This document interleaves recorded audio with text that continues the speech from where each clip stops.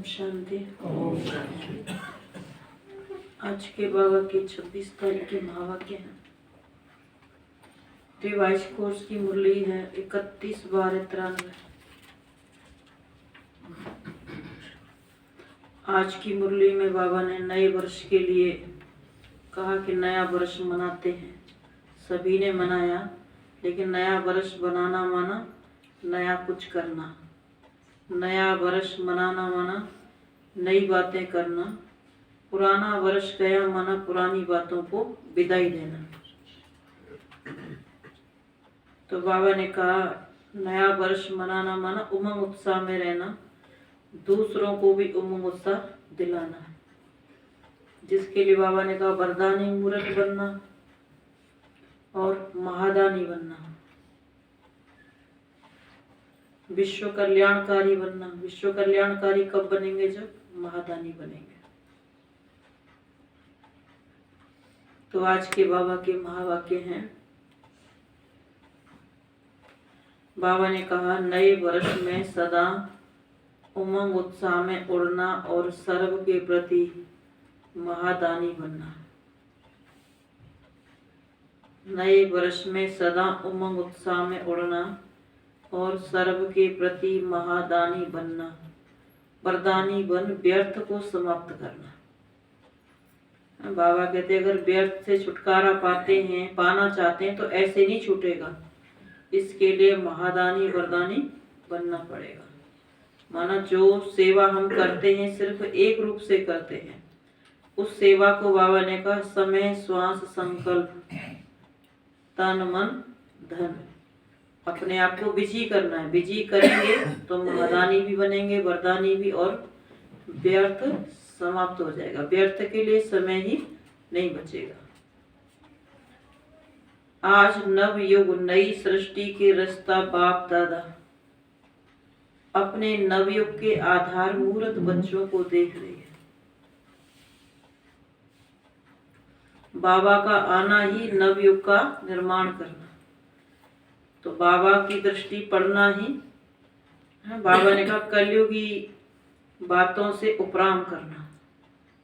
भगवान की दृष्टि में वो ताकत है, दुनिया इसको जादू भी कहती है। कहते जो एक बार वहां जाता है वो फिर लौट कर नहीं आता, बदल करके आता है, कुछ संभल करके, कुछ समझ करके आता है। तो ये भगवान की वरदानी मूर्त है। नहीं तो दुनिया में जो जन्मदाता होते हैं वो भी चाहते हैं क्या बनाना, वो नहीं बना पाते। तो भगवान कौन है? भाग्य विधाता है।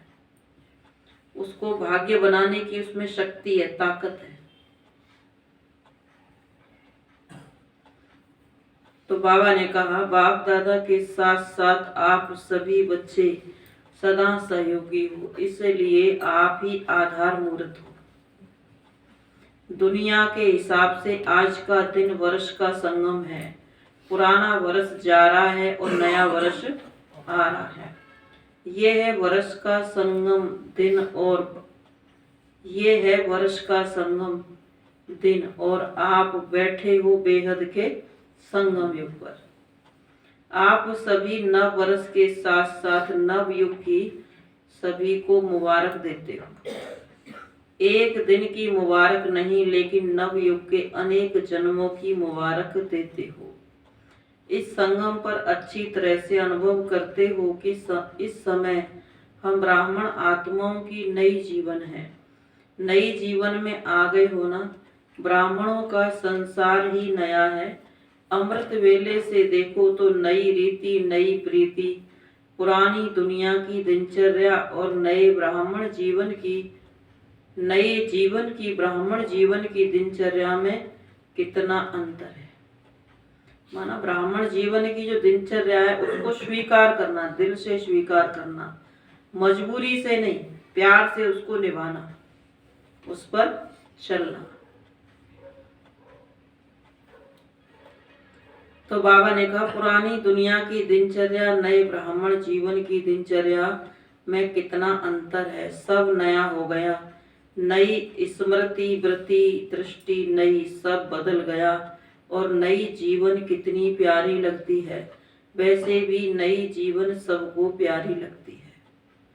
अब बाबा कहते ब्राह्मण जीवन स्टूडेंट लाइफ है, स्टूडेंट है ना। तो बाबा ने कहा जैसे स्टूडेंट अगर रेगुलर कोई भी पढ़ाई पढ़ते हैं तो वो अच्छे नंबर से पास होते हैं और आगे बढ़ते हैं, और जो पढ़ाई पर ध्यान नहीं देते तो उनको क्या कहेंगे फिर। तो इसी तरह बाबा ने कहा यहाँ भी ये पढ़ाई हो रही है, बाबा ने एक दिन की भी छुट्टी नहीं की।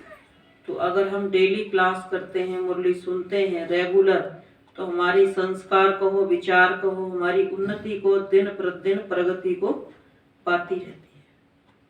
अगर हम पढ़ाई पर ध्यान नहीं देते और काम को महत्व देते हैं, पढ़ाई को महत्व कम देते हैं, तो जो हम चाहते हैं और बाबा जो चाहता है वो उम्मीद पूरी नहीं कर सकते, क्योंकि ताकत भी तो चाहिए, शक्ति चाहिए आत्मा में।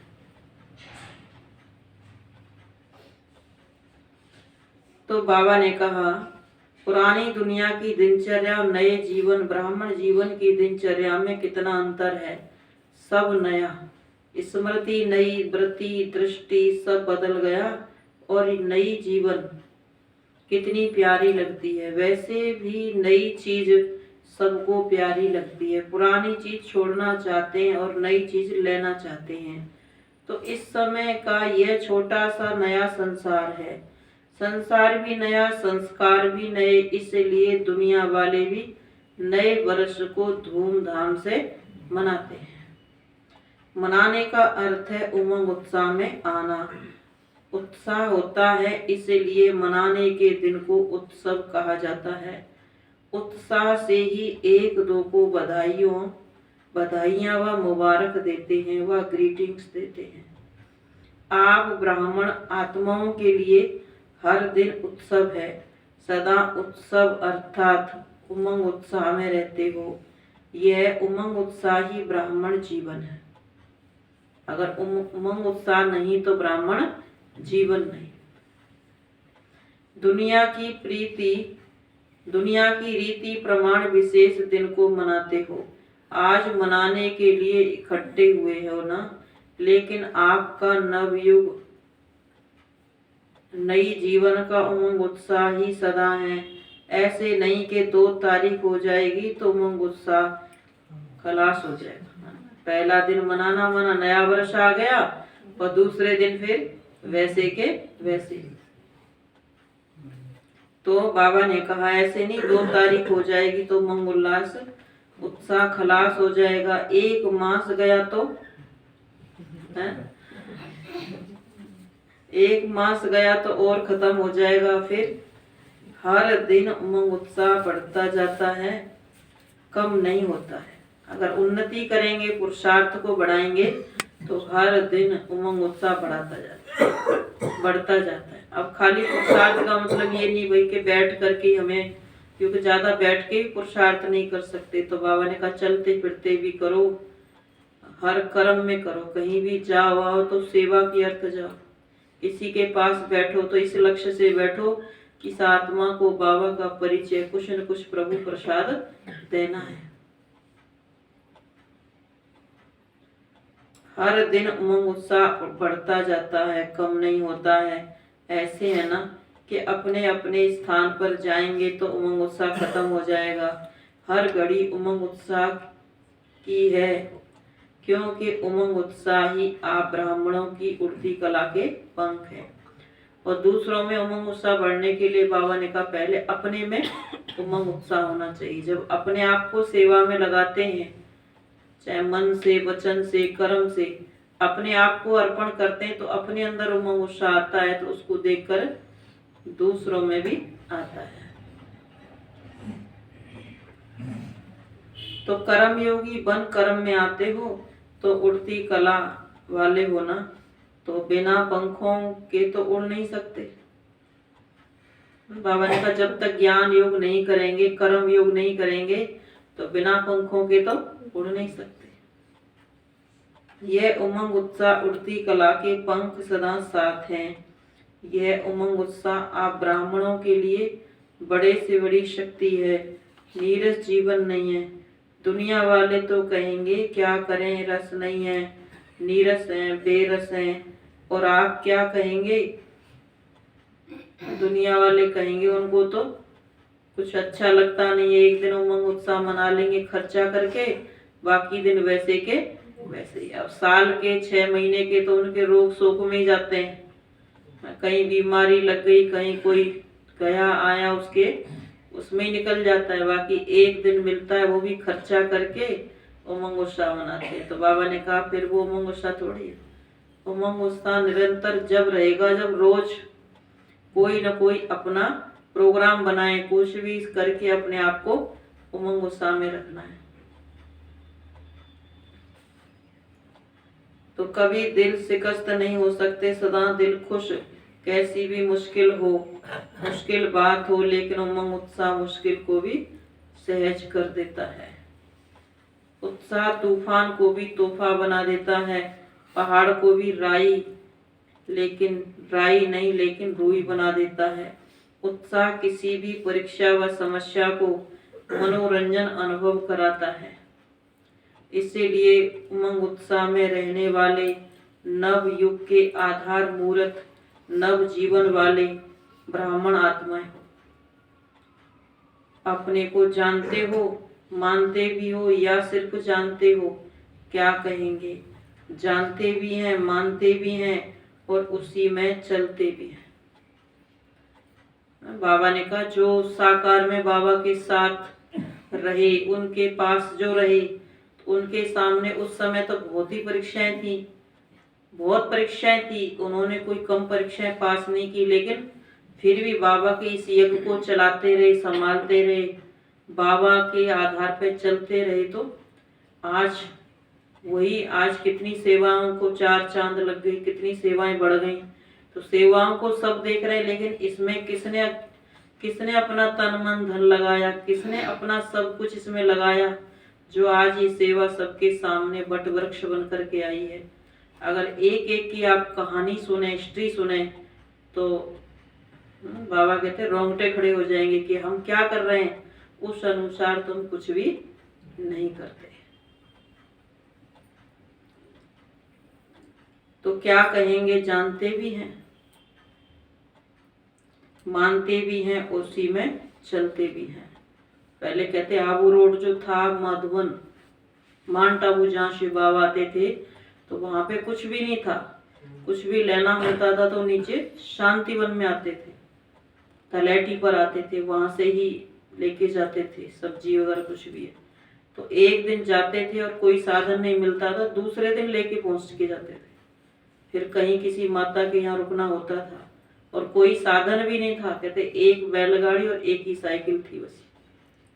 तो उसमें आना जाना, वो भी कोई दूसरा ले जाए तो कैसे आना जाना होता था। तो कहते एक बार रास्ते में बांध वो था, रास्ते में टूट गया, तो रास्ता बंद हो गया, पुल टूट गया। तो कैसे आए? तो ऊपर वाले ऊपर रह गए, नीचे वाले नीचे।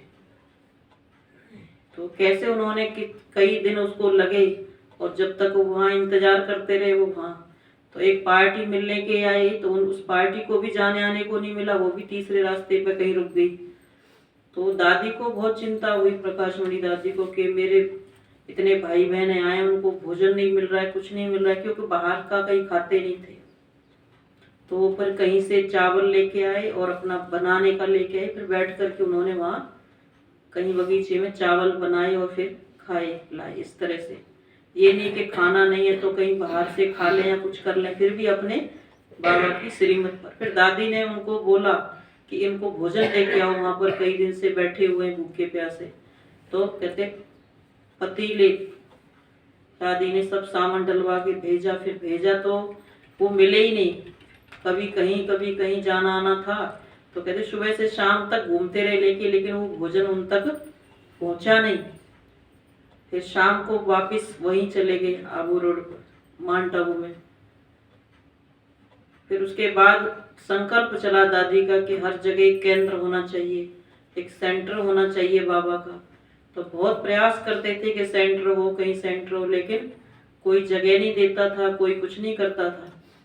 तब कितनी भाग दौड़ करके उन्होंने ऐसे करके बाबा के फिर स्थान बने, और स्थान बने सभी जगह। आजकल तो स्थान है।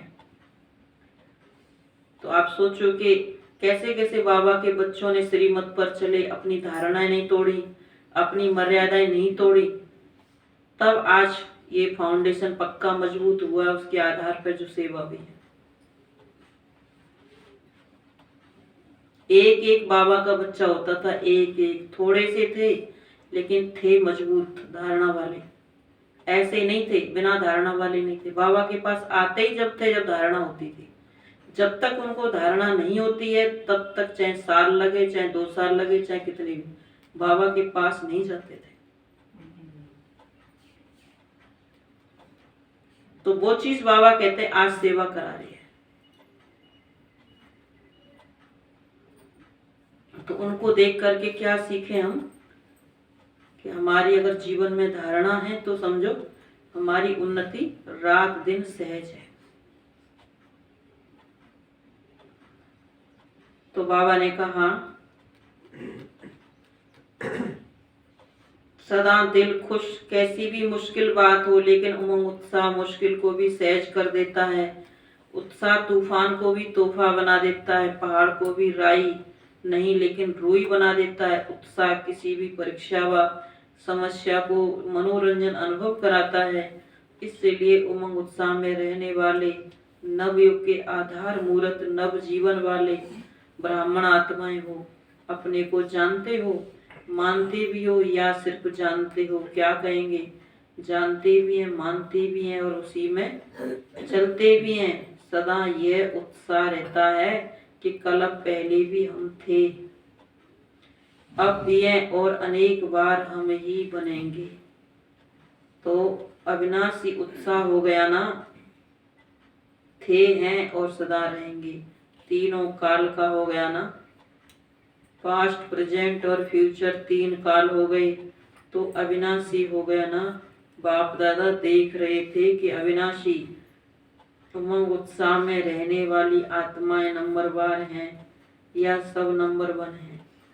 जब है ही निश्चय बुद्धि विजयी तो जरूर नंबर 1 होंगे ना, नंबरवार थोड़े होंगे। तो सदा नव जीवन के उत्साह में रहते उठते चलो। आप आधार मूर्त हो, सिर्फ अपने जीवन के लिए आधार मूर्त, अपने जीवन के लिए नहीं लेकिन विश्व की सर्वात्माओं के आधार मूर्त हो। आधार मूर्त कहना माना अपने लिए नहीं, विश्व की आत्माओं के लिए आधार मूर्त हो। बाबा कहता है ना, सारी विश्व आपको देख रही है। आपकी श्रेष्ठ वृत्ति से विश्व का वातावरण परिवर्तन हो रहा है। आपके पवित्र दृष्टि से विश्व की आत्माएं और प्रकृति दोनों पवित्र बन रही हैं। आपके दृष्टि से सृष्टि बदल रही है। आपके श्रेष्ठ कर्मों से श्रेष्ठाचारी दुनिया बन रही है। तो कितनी जिम्मेवारी है, विश्व की जिम्मेवारी का ताज पहना हुआ है ना, कि कभी भारी लगता है तो उतार देते हो। जिम्मेवारी लेना ही बाबा ने कहा विश्व की जिम्मेवारी का ताज। विश्व महाराजन कब बनेंगे? विश्व महाराजन को ताज किस आधार पर मिलेगा? जो बाबा ने कहा संगम युग पर जिम्मेवारी लेते हैं सेवा की, विश्व परिवर्तन की सेवा की जिम्मेवारी में बाबा ने कहा जिम्मेवारी का ताज पहनते हैं। तो बाबा ने कहा ताज पहनते हो, भारी तो नहीं लगता है? कभी भारी लगता है तो उतार देते हो। 2-4 दिन सेवा की, फिर बस अगर थक गए छोड़ दी तो क्या हुआ, जिम्मेवारी का ताज उतार दिया। या की तो है लेकिन मन से नहीं की, दिल से नहीं की, मजबूरी से की। तो फिर ऐसा ताज कब तक पहनेंगे? किसी को ताज पहना तो दिया लेकिन उनको भारी लग रहा है, तो माना जिम्मेवारी भारी लगती है। तो बाबा ने कहा क्या करते हो? जो डबल लाइट रहते हैं उनको ये जिम्मेवारी का ताज भी सदा हल्का रहता है। जो बाबा ने कहा डबल लाइट, जिम्मेवारी का ताज भी सदा, बाबा ने कहा लाइट माना हल्का अनुभव होता है, भारी नहीं लगेगा। इस समय के ताजधारी भविष्य के ताजधारी बनते हैं। तो नए वर्ष में क्या करेंगे? इस समय के ताजधारी जो जिम्मेवारी का ताज पहनते हैं, बाबा ने कहा वो भविष्य के ताजधारी बनते हैं। तो नए वर्ष में क्या करेंगे? अव्यक्त वर्ष भी मनाया। अव्यक्त वर्ष अर्थात फरिश्ता बन गए कि अभी बनना है? फरिश्ते क्या करते हैं? अव्यक्त का अर्थ ही है फरिश्ता। वर्ष पूरा किया तो फरिश्ता बने ना कि नहीं? अव्यक्त वर्ष अभी लंबा कर दे। अव्यक्त वर्ष अभी लंबा कर दें, 2 वर्ष का 1 वर्ष बना दें, अभी और आगे बढ़ना है। अव्यक्त वर्ष मनाया। अव्यक्त अब फरिश्ता बनकर क्या करेंगे? सदा हर दिन हर समय महादानी और वरदानी बनना है। जब बाबा ने लास्ट में कहा था अब समाप्ति वर्ष मनाना है इस वर्ष को, तो दादी गुलजार कहती हैं कि अब बाबा ने कह दिया ना समाप्ति वर्ष मनाना है, माना दादी ने उस दिन से ही निश्चय कर लिया कि अब बस वापिस घर जाना है। अब बाबा ने कह दिया समाप्ति वर्ष, और उसी साल के अंदर अंदर दादी ने अपने आप को संपन्न बना लिया और अव्यक्त हो गए। तो बड़े जो थे, दादियां थी, बड़े थे, बाबा के वरदानों पर उन्होंने पालना की, अपने आप को तैयार किया।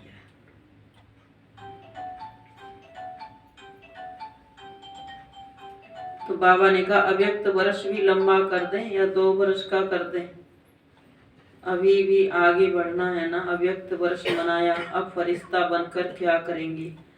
सदा हर दिन हर समय महादानी और वरदानी बनना है। तो यह वर्ष वरदानी, महादानी वरदानी वर्ष मनाओ। जो भी संबंध संपर्क में आए उस आत्मा को वरदानी बन कोई न कोई शक्ति का, ज्ञान का, गुण का दान देना ही। तीनों खजाने कितने भरपूर हो गए हैं। ज्ञान का खजाना भरपूर है कि थोड़ा कम है? मास्टर नॉलेजफुल होना, तो ज्ञान का खजाना भी है, शक्तियों का खजाना भी है और गुणों का खजाना भी है। तीनों संपन्न, तीनों में संपन्न हो कि एक में संपन्न हो, 2 में नहीं। वर्तमान समय तीनों की बहुत आवश्यकता है। चाहे दिन में कोई ना हो, चाहे दिन में कोई न कोई दान देना ही है, चाहे ज्ञान का, चाहे शक्तियों का, चाहे गुणों का, लेकिन देना ही है। होता है ना, खाली किसी को जाने नहीं देना है, उसको कुछ न कुछ देना ही है। तो ज्ञान का, गुणों का, शक्तियों का दान। महादानी आत्माओं का बिना दान दिए हुए कोई भी दिन ना हो। ऐसे नहीं पूरा वर्ष हो जाए और कहो हमें तो चांस ही नहीं मिला। चांस लेना भी अपने ऊपर है। चांस देने वाला दे तब चांस ले सकते हैं, या स्वयं भी चांस ले सकते हैं। लेना आता है ना, कि कोई देवे तो लेना आता है। कोई चांस नहीं देगा तो क्या करेंगे? देखते सोचते रहेंगे सारे दिन में। चाहे ब्राह्मण आत्माओं के, चाहे अज्ञानी आत्माओं के संबंध संपर्क में तो आते हैं ना। बाबा ने कहा ना, जब प्रवृत्ति के बीच रहते हैं जो घर परिवार में, उनके पास भी तो कोई न कोई आते तो रहते हैं ना। तो उनकी क्या सेवा करते हैं, क्या चांस लेते हैं, उनको खाली जाने देते हैं व नहीं? बाबा ने कहा चाहे अज्ञानी आत्माओं के संबंध संपर्क में आते हो, जिसके भी संबंध संपर्क में आओ, उनको कोई न कोई दान अर्थात सहयोग दो। दान शब्द का रूहानी अर्थ है सहयोग देना। तो रोज महादानी व वरदानी बन। वरदान कैसे देंगे?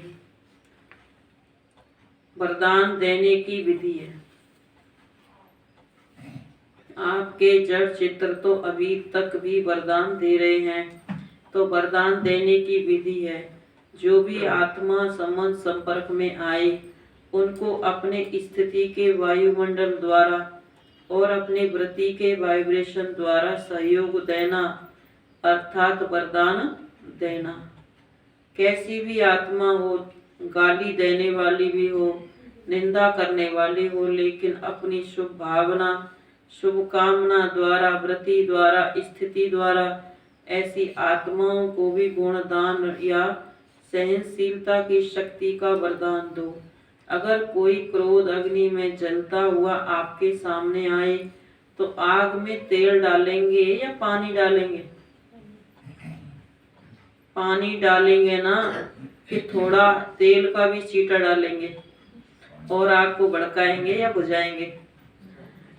अगर क्रोधी के आगे आपने मुख से क्रोध नहीं किया, मुख से तो शांत रहे, लेकिन आंखों द्वारा, चेहरे द्वारा क्रोध की भावना रखी, तो भी तेल के छींटे डाले। मुख से तो नहीं किया लेकिन आंखों से तो किया, मन में भावना रखी तो भी तेल के छींटे डाले।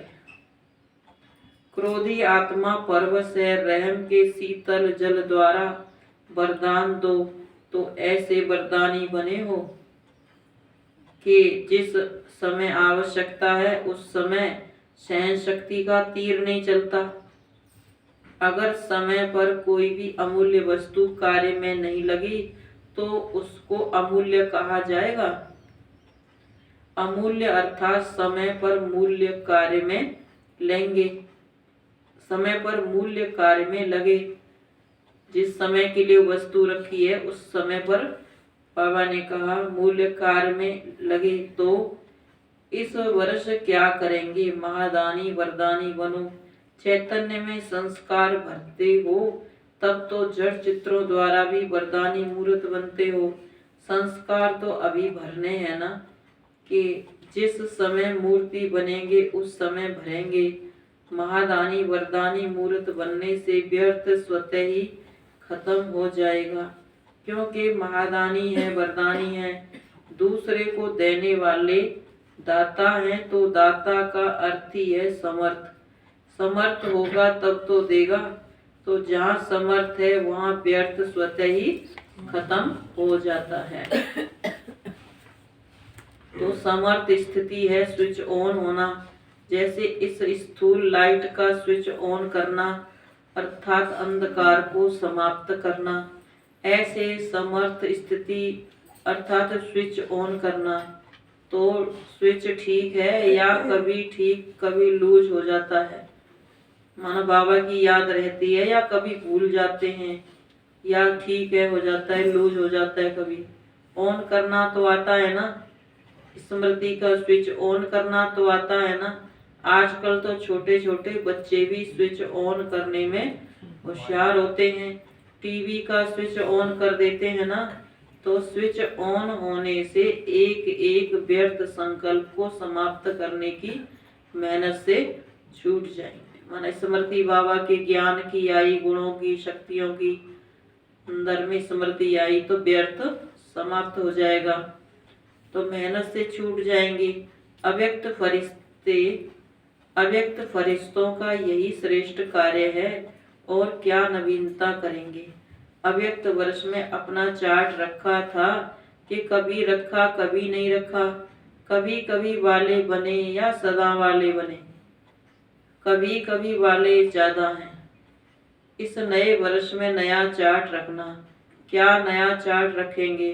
4 सब्जेक्ट को तो अच्छी तरह से जानते हो, तो इस वर्ष का यही चार्ट रखना कि चारों ही सब्जेक्ट में, ज्ञान में, चाहे योग में, चाहे धारणा में, चाहे सेवा में, हर सब्जेक्ट में हर रोज कोई न कोई नवीनता लानी है। ज्ञान अर्थात समझदार बनना, समझ देना और समझदार बन चलना। ज्ञान में नवीनता का अर्थ है जो अपने में कमी है उसको धारण किया, तो नवीनता हुई ना, ना से तो हुई तो नया हुआ। इसी रीति से योग के प्रयोग में हर कोई रोज कोई न कोई नया अनुभव करो। योग में बहुत अच्छे बैठे हैं, बहुत अच्छा योग लगा, लेकिन नवीनता क्या हुई? परसेंटेज बढ़ना भी नवीनता है। आज अगर आपकी परसेंटेज योग की 50% है और कल 50 से भी वृद्धि हो गई तो नवीनता हो गई। ऐसे नहीं कि एक ही मास में 50-50 लगाते जाओ, तो चारों ही सब्जेक्ट में स्वयं की प्रगति में नवीनता, विधि में नवीनता, प्रयोग में नवीनता, औरों को सहज योगी बनाने में और परसेंटेज बढ़ना माना नवीनता। किसको दुख दिया, किसको क्रोध किया, यह तो कॉमन चार्ट है। यह तो आपकी जो रॉयल प्रजा है वह भी रखती है। किसी को दुख नहीं देना है, झूठ नहीं बोलना, ये तो दुनिया में कह भी देते हैं हम, ये तो वो भी रखते हैं, इसको पाप समझते हैं। किसको दुख दिया, किसको क्रोध किया, ये तो कॉमन चार्ट है। ये तो आपकी जो रॉयल प्रजा है वह भी रखती है। आप रॉयल प्रजा हो व राजा हो तो नवीनता से स्वतः ही तीव्र पुरुषार्थ के समीपता की अनुभूति होती रहेगी। कुछ न कुछ नवीनता करेंगे, कोई सेवा करेंगे, नई विधि अपनाएंगे तो बाबा ने कहा तीव्र पुरुषार्थ की समीपता की अनुभूति होती रहेगी। माना पुरानी बातों से मुक्त रहेंगे, व्यर्थ से दूर रहेंगे और समीपता की अनुभूति होती रहेगी। समझा क्या चार्ट रखना है। और हर 3 मास में रोज का यही, रोज का नहीं, यहाँ भेजना, काम बढ़ जाएगा, है ना। मधुबन में भेजते थे ना पहले हर महीने का चार्ट, तो बाबा ने कहा यहाँ नहीं भेजना, काम बढ़ जाएगा। इस वर्ष तो आपको इकोनॉमी भी करनी है। यह वर्ष विशेष इकोनॉमी का है, एक नामी और इकोनॉमी। ज्ञान सरोवर बना रहे हो तो सब में इकोनॉमी करना, सब खजानों में, समय में भी, संकल्प में भी, संपत्ति में भी, सब में इकोनॉमी। तो हर 3 मास का स्वयं ही साक्षी हो, चार्ट साक्षी होकर चार्ट चेक करके शॉर्ट में अपना समाचार देना। हर 3 मास में देखना प्रगति है या जैसे हैं वैसे ही हैं। गिरती कला में तो जाना नहीं है, लेकिन ऐसा भी नहीं है कि जैसा है वैसा ही हो। पुरुषार्थ में मिडगेट नहीं बनना। मिडगेट अच्छा लगेगा नहीं, ऐसे नहीं कहना कि चाहते तो थे लेकिन क्या करें, क्या क्या क्या क्या नहीं कहना। ब्राह्मणों की ये भाषा नहीं है क्या करें, कैसे करें, ऐसा करें, वैसा करें, लेकिन दूसरों को भी सहयोग देंगे कि ऐसे करो। समझा क्या चार्ट रखना है। अब देखेंगे कौन कौन क्या क्या करते हैं। बाप दादा स्नेह के कारण नाम अनाउंस नहीं करते, किसने क्या क्या किया जानते हो ना। आजकल टीवी का फैशन है, बाप दादा के पास भी टीवी है। बाप दादा जानते हैं जो पिछले वर्ष काम दिया वो किसने कितना किया। नाम अनाउंस करें, हाफ कास्ट कितने रहे, फुल कास्ट कितने रहे। तो इस वर्ष ब्राह्मण हाफ कास्ट कितने रहे, फुल कास्ट कितने रहे। हाफ कास्ट माना जो ज्ञान में तो चल गए लेकिन श्रीमत पर नहीं चलते, धारणा पर नहीं चलते। फुल कास्ट माना ब्राह्मण, माना पूरा ब्राह्मण। ब्राह्मण माना ब्रह्मा के आचरण पर चलने वाला, ब्रह्मा बाप समान बनने वाला। ब्राह्मण माना ब्रह्मचर्य की धारणा में रहने वाला।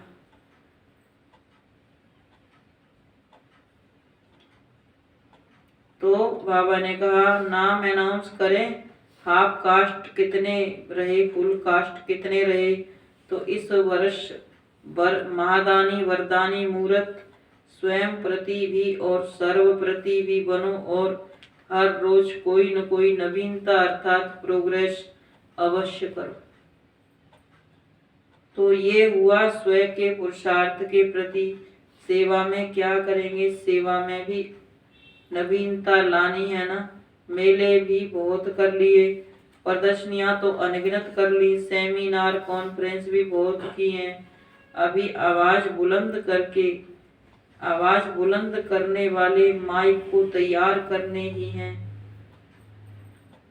लेकिन उसकी विधि क्या है। पैसे पहले भी सुनाया लेकिन किया कम है। सेवा की रिजल्ट में देखा गया है कि बड़े निमित्त आत्माओं को समीप लाने के पहले, चाहे कोई नेता है, चाहे कोई कोई भी माना बड़े हैं, तो चाहे कोई ऑफिसर हैं, इसलिए लेकिन उन्हों को भी समीप लाने का साधन ही है उन्हों के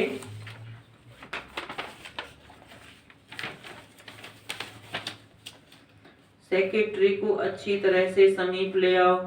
आप लोग बड़ों के ऊपर टाइम देते हो, वो अच्छा अच्छा कह करके फिर सो जाते हैं। उन्हों को फिर जगाने के लिए इतना टाइम तो मिलता नहीं है, ना वो देते हैं, ना आप जा सकते हो। इसीलिए सेक्रेटरी जो होते हैं वो बदलते भी नहीं हैं। बड़े तो सब बदल भी जाते हैं। आप एक मिनिस्टर की सेवा करते हो और कल वो प्रजा बन जाता है। सेक्रेटरी काफी सहयोगी बन सकते हैं। तो किसी भी विंग की सेवा में इस वर्ष विशेष सेक्रेटरी, मैनेजर्स या प्राइवेट असिस्टेंट जो भी शक्तिशाली हों, बड़ों के समीप हों, उन आत्माओं की सेवा विशेष करो। दूसरी बात, पहले भी इशारा दिया कि वर्तमान समय कम खर्चा वाला नाम वाला हो।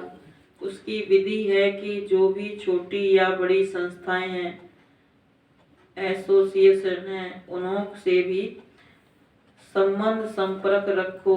बनी बनाई स्टेज पर नाम वाला करो। कम खर्च नाम वाला हो करते हो, लेकिन और तीव्र गति से। हर देश में व हर गांव में व हर जिले में जो भी भिन्न भिन्न प्रकार के एसोसिएशंस हैं, वह हर वर्ग या बहुत वर्ग के कार्य करने वाले हैं, कॉन्फ्रेंस करने वाले हैं या सम्मेलन करते हैं, तो बनी बनाई स्टेज पर संदेश दो, तो समय और मेहनत दोनों बच जाएंगी। अभी इसको तीव्र गति में लाओ। चेक करो कि जिस देश के या जिस स्थान के निमित्त बने हैं, उस स्थान की कोई भी संस्था वंचित नहीं रह जाए। बाबा कहते हैं ना, कोई भी सेवा करो तो हर कोई भी हो, उनकी संस्था जो है उनसे, बाबा ने कहा उनकी सेवा, उनकी स्टेजों पर जा करके सेवा करो, या अपनी सेवा करो तो उनको बुलाओ, सभी संस्था वालों को।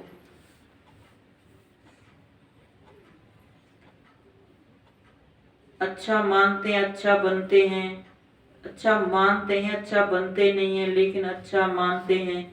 इसलिए इस 2 प्रकार की सेवा हो और अंडरलाइन करो तो सहज माइक तैयार हो जाएंगे।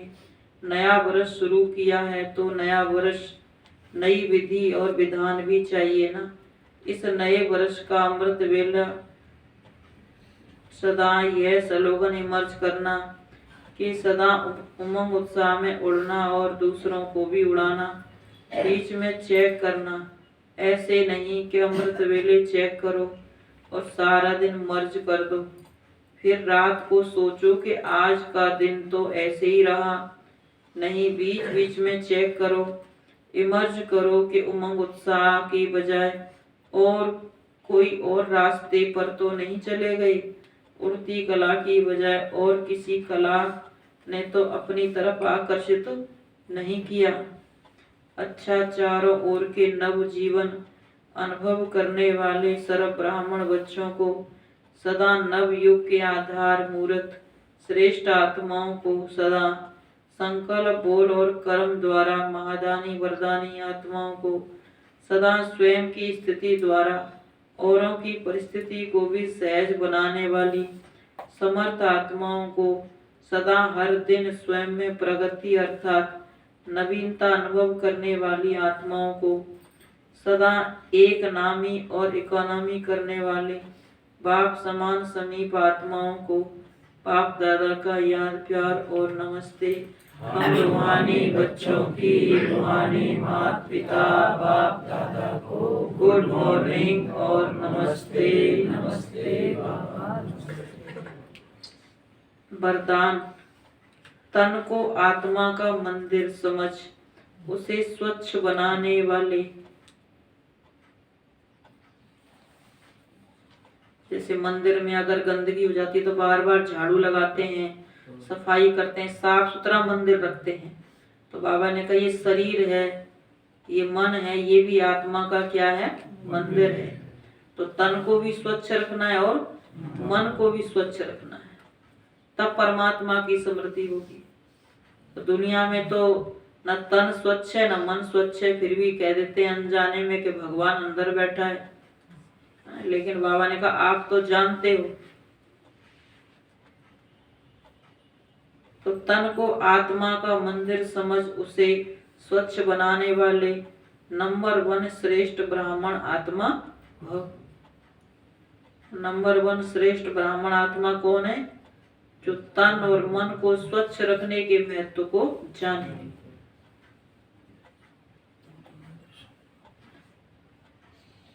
हम ब्राह्मण आत्माएं सारे कल्प में नंबर 1 श्रेष्ठ आत्माएं हैं, हीरे तुल्य हैं। इस स्मृति से तन को आत्मा का मंदिर समझकर स्वच्छ रखना। अब तन पर कपड़े भी होते हैं ना, वस्त्र, वो भी कैसे होने चाहिए? स्वच्छ, साफ होने चाहिए। एक बार किसी ने कहा कि हम तो बहुत सेवा करते हैं इसलिए हमारे कपड़े मैले हो जाते हैं, गंदे रहते हैं। तो कहा सेवा करो, पर ये नहीं है कि भाई कपड़े मैले हो गए। अगर सेवा करते हो तो उसके लिए भी इंतजाम है कि आप कैसे अपने कपड़ों को बचा सकते हैं। बाकी अचानक कोई आ गया, किसी को ज्ञान सुनाना पड़े तो आप कहेंगे हमारे तो कपड़े मैले, तो फिर ये सेवा तो नहीं कर पाएंगे। वो बाबा तो कहता आपका हर समय सेवा में ऑलराउंड सेवाधारी, आपको कभी भी कोई भी सेवा मिल सकती है। तो ये भी एक बहाना है कि कपड़े साफ स्वच्छ नहीं है या भी समय नहीं है, तो ये भी बहाना ना हो। तो सेवा तो सभी करनी है, लेकिन संभाल भी करनी है। जैसे मन की संभाल करनी है, तन की संभाल करनी है, इसको स्वच्छ रखना है। इसीलिए वस्त्र भी साफ सुथरे होने चाहिए, उनकी भी संभाल करो। सफेद कपड़ों पर दाग जल्दी लगता है तो उनकी संभाल भी करनी है। तो हम ब्राह्मण आत्माएं सारे कल्प में नंबर 1 श्रेष्ठ आत्माएं हैं, हीरे तुल्य हैं। इस स्मृति से तन को आत्मा का मंदिर समझकर स्वच्छ रखना है। जितनी मूर्ति श्रेष्ठ होती है उतना ही मंदिर भी श्रेष्ठ होता है। तो इस शरीर रूपी मंदिर के हम ट्रस्टी हैं। यह ट्रस्टीपन आपे ही स्वच्छता व पवित्रता लाता है। इस विधि से तन की पवित्रता सदा रूहानी खुशबू का अनुभव कराती रहेगी। सहज योगी कब बनेंगे? सहज योगी जब बनेंगे जब तन की स्वच्छता पवित्रता के महत्व को जानेंगे, समझेंगे। जैसे व्रत करने वाले कितना व्रत का परहेज करते हैं कि पूरा दिन खाने पर अटेंशन रखते हैं, जबकि उसके आसपास जो दिन होते हैं उनमें कोई उनको मने नहीं है, कुछ भी खाओ पियो, लेकिन जिस दिन व्रत होता है उस दिन उनको पूरा कंट्रोल रखते हैं, पूरी परहेज रखते हैं, कितना ध्यान रखते हैं अपने ऊपर। तो इसी तरह बाबा ने कहा यहाँ पर भी स्वच्छता पर ध्यान रखना है कि तन की स्वच्छता क्या होती है उसको समझना है। तन स्वच्छ है तो मन भी स्वच्छ रहता है। अगर भोजन स्वच्छ है, पवित्र है, तो विचार भी पवित्र स्वच्छ रहते हैं। और इसको ही फिर कहते हैं अच्छा स्वास्थ्य। अच्छे स्वास्थ्य में क्या आता है? मन भी आता है और तन भी आता है।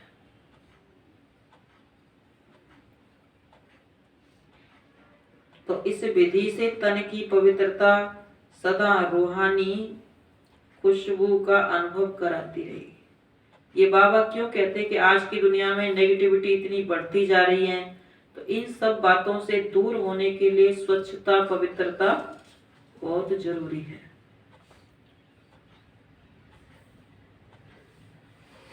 स्लोगन है रूहानियत में रहने का व्रत लेना ही ज्ञानी तू आत्मा बनना है।